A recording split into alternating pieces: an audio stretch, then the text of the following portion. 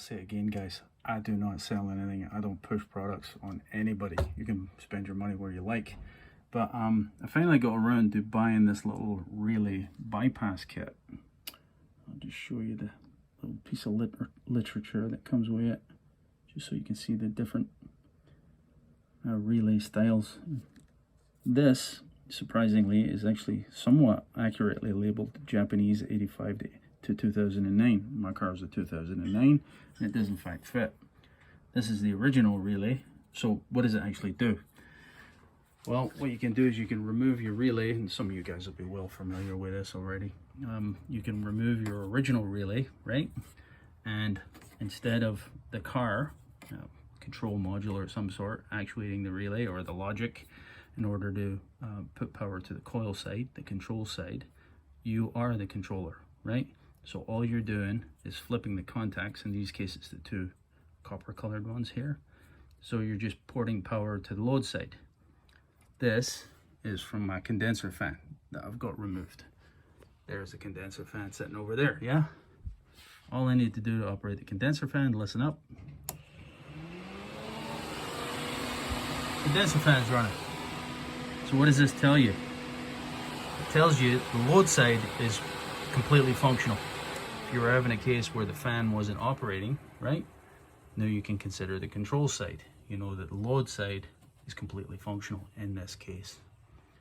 The beauty of this little tool is when you actually remove the relay and you manually switch it, you are checking the integrity everywhere from the contact, the crimp at the contact, the wiring all the way down, any interfacing connectors that may be in the circuit. This connector here, we're checking the integrity of it, checking the integrity of the fan itself, the coils within the fan, and the ground to the fan. I defy you to find a tool that's going to check all of that quicker than this, cheaper than this. It's up to you how you do it. Yeah, you want to get your power probe out and, you know, or your jumper and start manually jumping stuff. I've always been reluctant to jump in the box. Why?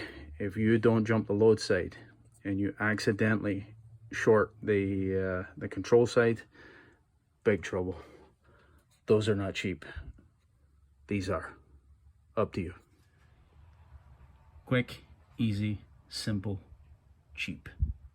That's what I'm all about when it comes to my tools. You know, I could use this for the fuel pump.